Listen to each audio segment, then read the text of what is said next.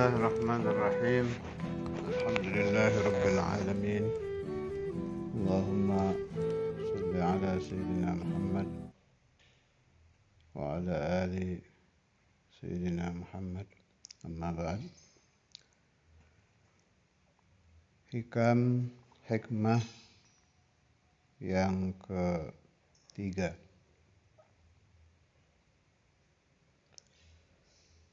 Sawabiqul himam la takhruqu aswar al-aqdar. Banyak yang membaca la takhriqu. Boleh dua-duanya ya.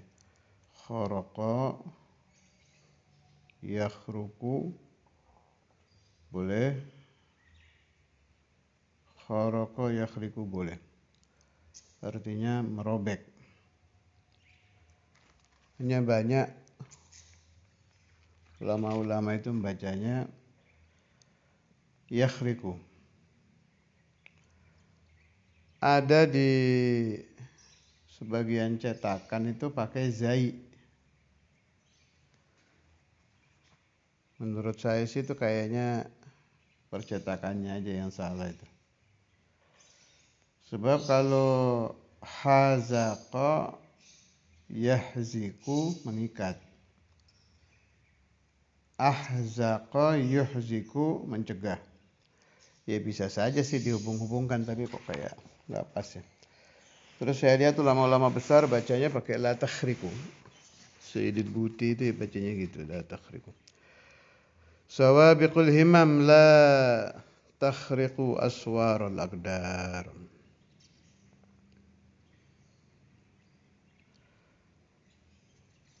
Sawabiqul himam ay al-himam as-sabiqah.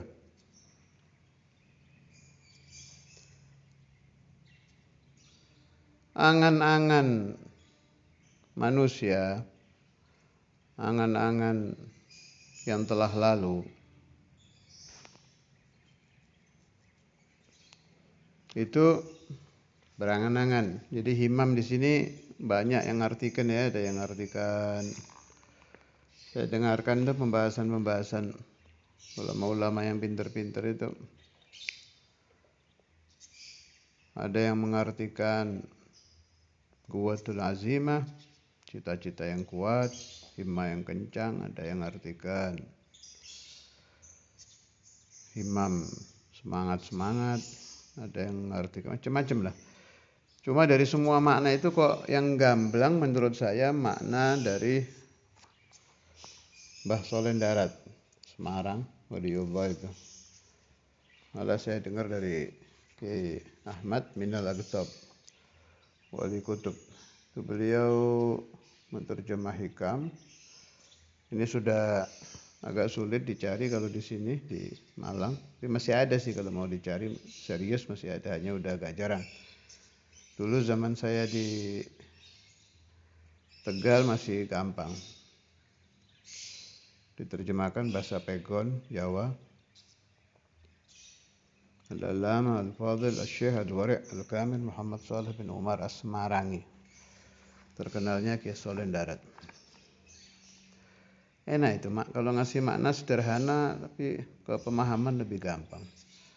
Malah ada yang mengartikan, kalau ini saya kok agak nggak tahu dari mana masuknya. Ada yang mengartikan himam dimasukkan ke firasat, kemudian kasyaf. Kalau orang dapat firasat gini, orang mau tabrakan, itu kan firasatnya duluan sama kejadiannya. Saya tidak akan menyalahkan, takut ada marojek di sebagian syarah-syarah. Cuma kok kayak jauh ya, kalau menurut saya. Ini yang pas ini yang Mbah Soleh ini enak ini. Jadi angan-angan orang itu tidak bisa merobek aswar, pagar-pagar takdir.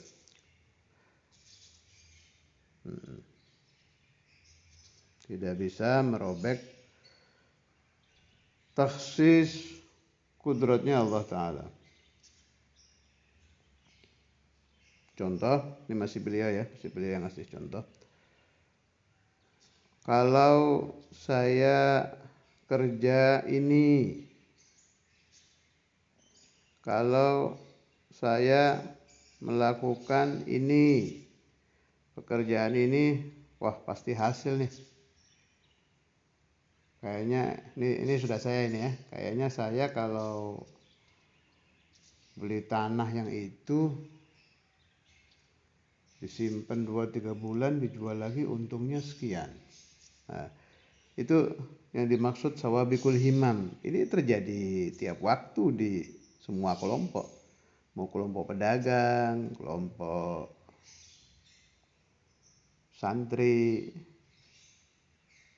kelompok orang yang nyari mantu. Siapa saja ngalami ini.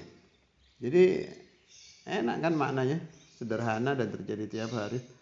Sawabikul himam itu angan-angan kita harian, malah bukan harian, tiap waktu. Kalau orang lagi sakit, sawabikul himamnya itu, saya mau coba obat itu, kalau minum itu kayaknya sembuh. Ini kalau cara syariat semua ini tidak bisa dikatakan haram. Cuma ini kan kita lagi ngaji toriko ini, lagi ngaji kitabnya wali-wali, jadi buat tambahan pemahaman biar tahu ada orang-orang pilihan Allah, ada orang-orang suci yang pemikiran hariannya mereka itu beda dengan kita.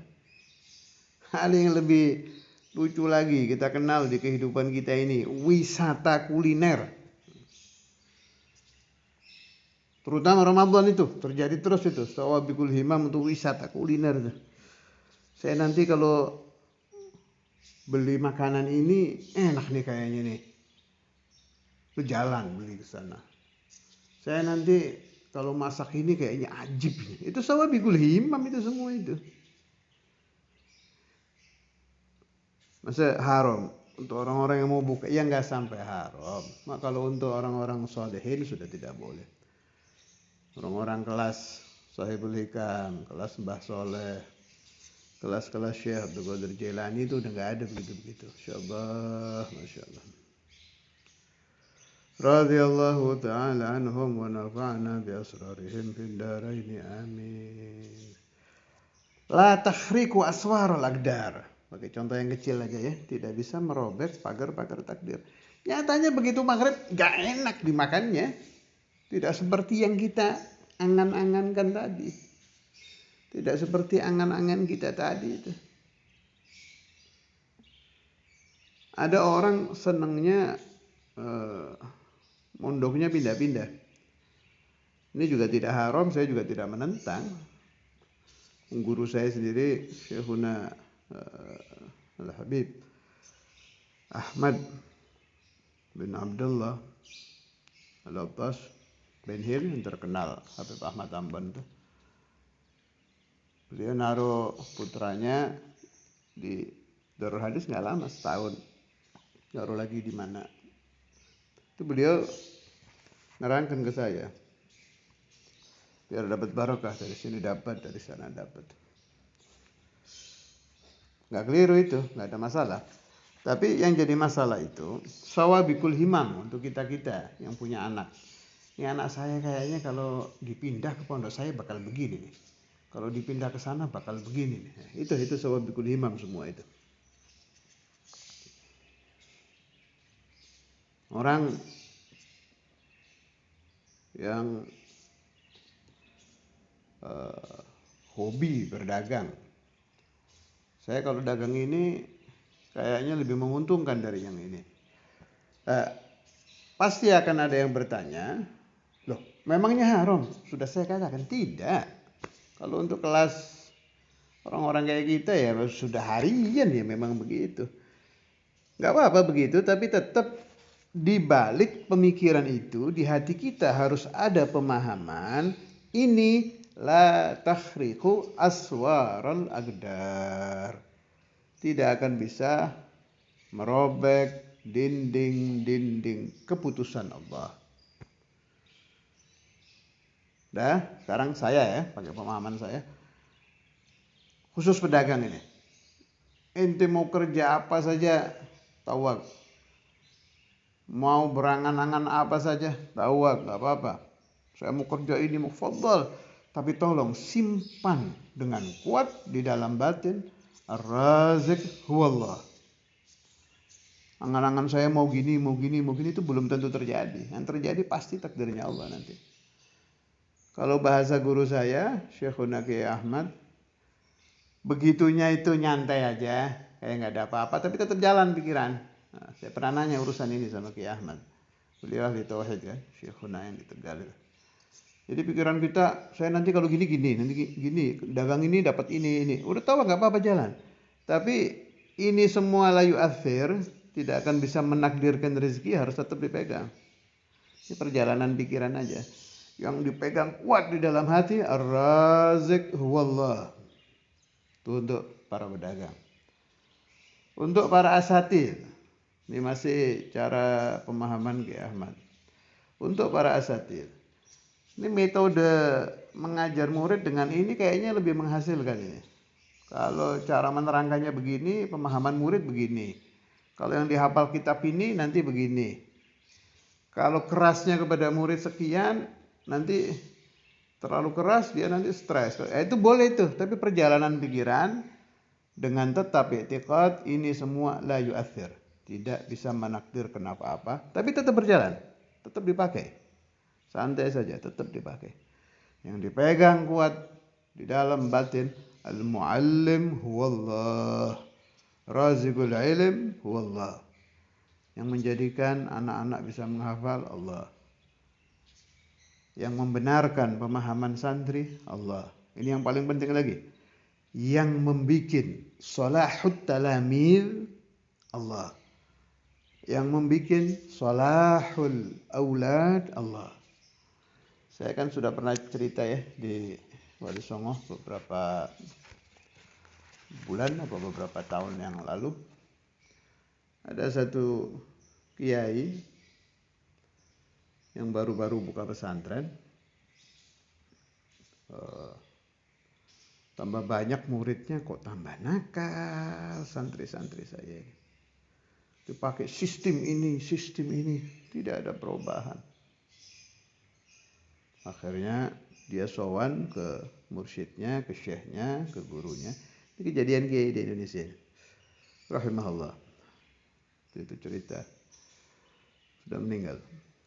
Sowan ke syekhnya, ke gurunya, dibilang, kamu keliru. Mengajar ya mengajar. Ini mulakhas ya, kurang lebih. Kurang lebih saya tidak bisa bercerita lafzan bilafzin, kurang lebih saja. Kamu keliru, kata syekhnya. Buka pesantren, buka madrasah, ya buka aja. Sistem biar berjalan. Tapi tiap sepertiga malam terakhir,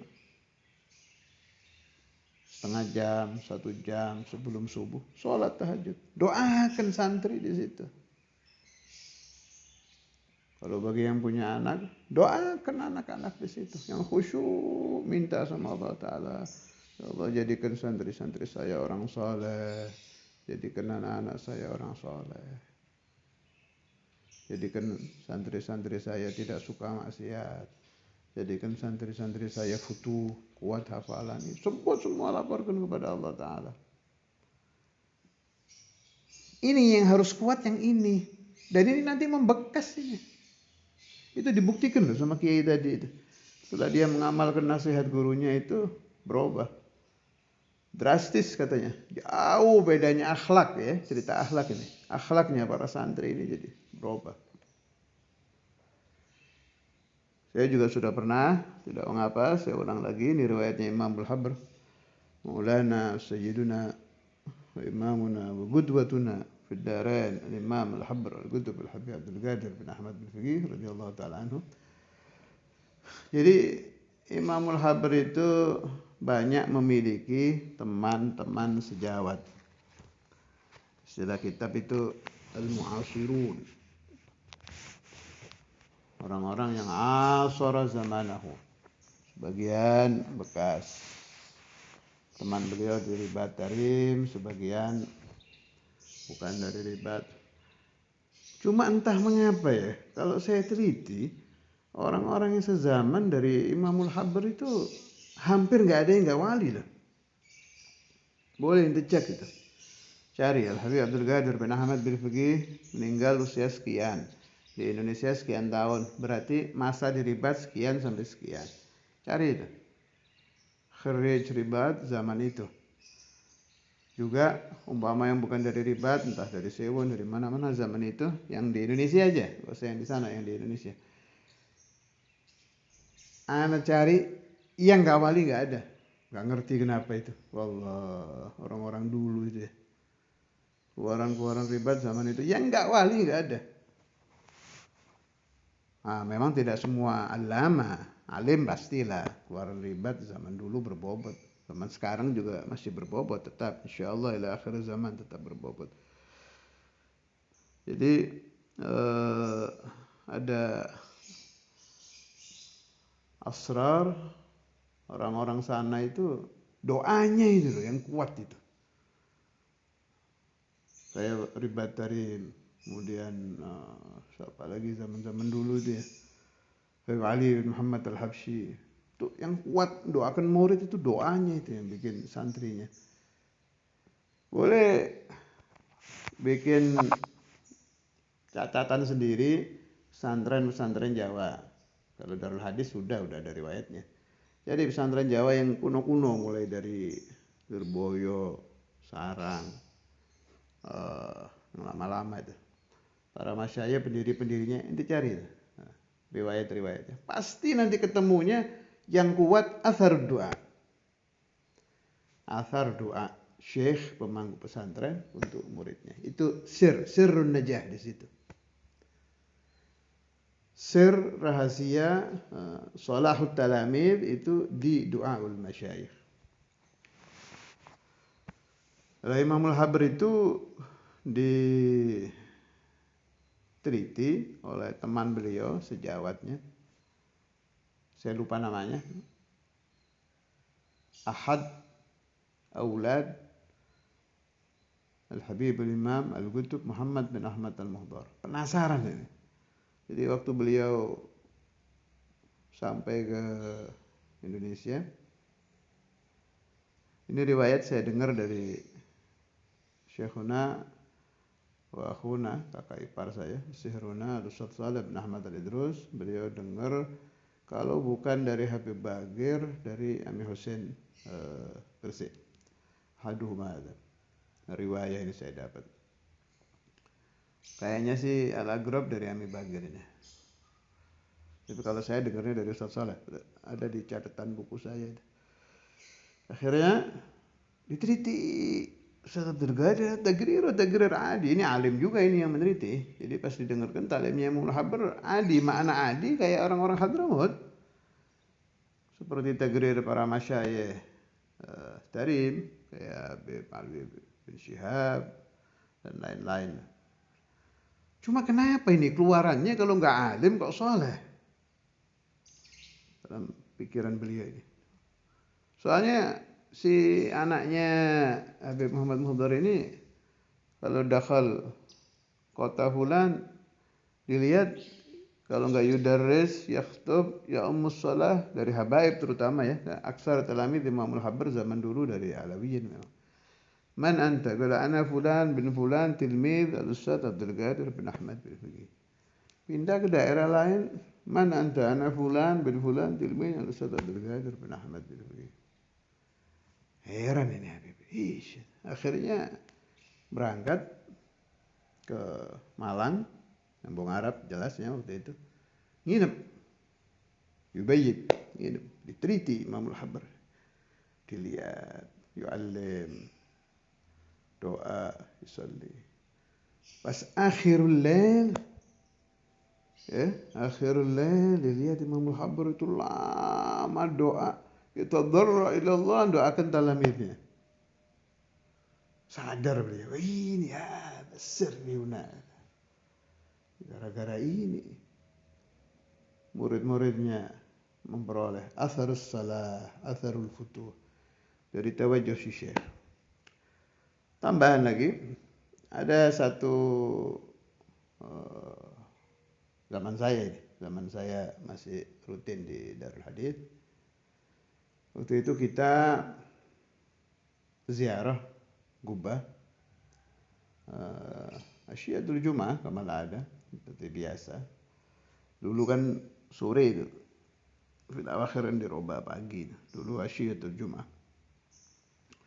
Di zaman ada ziarah Gubah Asyiatul Jum'ah. Di tengah-tengah di dalam Gubah lagi baca-baca itu, ya kebetulan ada hujan rahmat turun. Fatahallah ala ba'd talamid. Si tilmid ini bukan mukasyif, bukan apa, kebetulan aja. Fatahallah alaih. Ya, mungkin min sofa'u, apa, dari kuatnya dia waktu ziarah saat itu, tawajjuh bagaimana. Kebuka, kelihatan Imam Al-Habr itu, Habib Abdul Qadir, lagi ngangkat tangan. Doakan anak-anak Darul Hadis yang ziarah. Lama gitu, ya rufa' ya deh. Ana usaddiq hadhihi hikayah, meskipun yang cerita santri biasa, karena amaratul kadzib enggak ada dari ceritanya dan mukanya dia. Jadi doa al-kadzib lahu amarat. Kalau ada yang suudzon, apa iya santri gitu, saya jawab, orang kadzab itu di mukanya ada tanda. Itu waktu cerita enggak ada tanda itu. Di suaranya, di mukanya.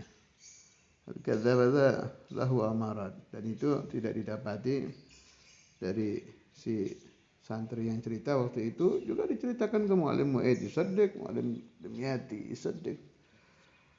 Dan itu di zaman Saudara Imam ini cerita. Abah saya masih hidup. Kejadian ini abah saya masih hidup. Kelihatan Imam Al-Habr lebih ngangkat tangan, doa lama, doakan santri. Dah, selesai ini cerita ya. Saya yang dapat paham ini. Jadi, ini dari saya, pemahaman dari saya. Kebiasaan al-Imam Al-Habr Al-Qutb Al-Habib Abdul Qadir bin Ahmad bin Faqih yatawajjah ila Allah, yabtahil ila Allah, yatadarra ila Allah, yad'u Allah, untuk salah talamidih, mendoakan santri-santrinya menjadi baik, mendapat futuh. Itu sampai di barzah masih dibawa itu kebiasaan. Jadi memang benar. Kalau orang di alam dunianya hobi sholawat, di barzahnya juga ada salat. Allahumma ja'alna minhum. Kalau orang di alam dunianya senang muthala'ah, di barzahnya ya tali'ul kutub. Allahumma ja'alna iyyakum minhum. Jadi begitu, Imam Al-Habr tetap karena suka mendoakan santri di bawah. Tambahan lagi cerita. Ada Habib Fulan bin Fulan. Bukan murid Saudara Imam Habib Abdullah, tapi murid Imam Al-Habr Habib Abdul Qadir. Habib sepuh ini. Setelah keluar dari Darul Hadis, buka madrasah, buka pesantren. Abah saya waktu itu sedang jarang di Darul Hadis. Ayam masih sehat, ayam syabab. Imam Al-Habr meninggal, Saudara Imam ayam syabab. Tahunnya ini cerita saya lupa. Bukan lupa, tidak tahu saya. Sebab si perawinya waktu itu tidak menyebutkan tahun berapa. Pokoknya Saudara Imam lagi kenceng-kencengnya ceramah-ceramah. Saya dengar dari Mu'alim Syukri itu, beliau dapat di zaman itu. Zamannya Saudara Imam lagi sehat-sehatnya itu. Itu bisa jadi dari Madura datang Garibus subuh gitu ya. Suatu subuh ya starih lahza, duha udah jalan lagi. Waktu lagi sehat-sehatnya itu. Saat Ustadz Imam begitu itu, para alumni itu kan, dan itu lumayan beberapa kali terulang kejadian begitu. Jadi kadang habis masa itu Ustadz Imam jarang keluar. Saudara Imam itu kan ahlul ahwal juga kan, dia jarang keluar. Terus dapat isyarat lagi suruh dakwah keluar. Jadi sebetulnya bukan hawa nafsu keliling, enggak kayak saya, Abu Bakar Muladdawilah, Khatib ada, tilmidana, waladuna. Kita memang senang keliling ceramah-ceramah. Saudara Imam sih enggak isyarat itu. Pernah lama beliau tidak keluar. Kalau ini saya dengar sendiri nih. Saudara Imam menceritakan ini waktu datang murid lama dari Sukonolo, Haji Abdul Mu'ti almarhum, mantan ketua Khol. Haji Abdul Mu'ti fi awakhir umroh marid ya. Yazur Saudara Imam, saya mulai ngomong itu pakai bahasa Jawa, saya terjemahkan. Saya baru didatangi Sunan Kalijogo. Kata Sunan Kalijogo, ud'u ilallah, dakwah. Langsung keluar Saudara. Jadi ahwal berubah-ubah kan, kadang gini, kadang khalwah, kadang dakwah. Anaknya yang nuruni ini akhuna Syekhuna Habib Muhammad bin Abdullah bin Faqih. Ada lo ahwal. Turunnya ke sana ahwalnya Saudara. Berubah-ubah. Nah, kembali ke riwayat. Dalam keadaan ini si orang tua tadi itu was-was mau mondokkan anaknya. Nanti percuma saya taruh Darul Hadis, enggak taklim sama Habib Abdullah. Nah, malamnya mimpi habis ada khotir itu si Sayyidnya, si Habib nih. Mimpi Al-Imam Al-Habr Al-Qutub Al-Habib Abdul Qadir bin Ahmad bin Faqih.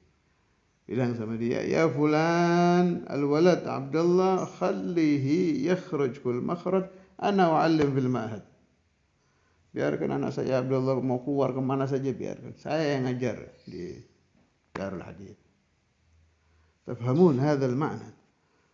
Berarti Imamul Habr yu'allim bukan berarti beliau muncul terus ngajar, bukan. Tadi itu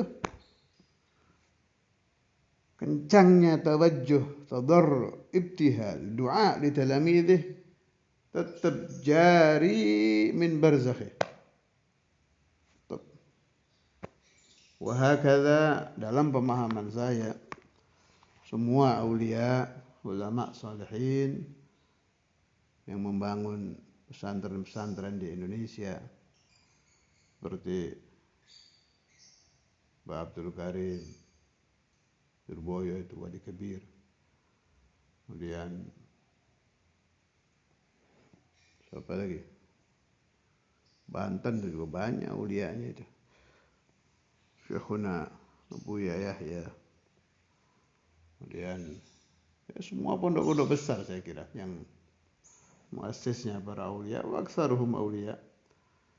Setelah beliau-beliau itu pindah ke barzah, tidak akan pernah putus setiap hari, kula yaumin wa lailah, tiap hari, tiap malam. Malah paham saya setiap saat beliau-beliau itu sedang berdoa dari barzahnya pasti mendoakan al-muntasibuna ilaih, orang-orang yang diberi rizki oleh Allah Ta'ala menjadi murid-murid beliau. Karena itu saya anjurkan siapapun yang akan memasukkan anaknya ke pesantren, jangan silau dengan indahnya bangunan, jangan silau dengan banyaknya santri di pesantren itu, jangan silau dengan enaknya makan, dengan hebatnya kesehatan. Boleh dilintaskan dalam pikiran, silahkan, tidak apa-apa. Tapi tetap dalam hati cari yang pesantren itu ditaksis, didirikan oleh salah satu arifin billah, salah satu aulia Allah, sehingga putra Anda masuk fi dhimni da'awatihim as-salihah, di dalam munajat-munajat mereka kepada Allah, doa-doa mereka kepada Allah akan terselip nama putra Anda di situ dan akan menyebabkan putra Anda mendapatkan rahmat Allah dengan gratis. Untungnya orang kalau jadi muridnya wali itu saat si wali doa wa talamidhi as-sadiqin dapat itu. Murid saya hasal gizmo, rugi kalau orang tidak intisab kepada para masyayikh yang arifin billah, rabbi fanfa'na bi barakatihim واهدنا الحسنى بحرمتهم وأمتنا بعد طول العمر يا الله في طريقتهم ومعافاة من الفتن.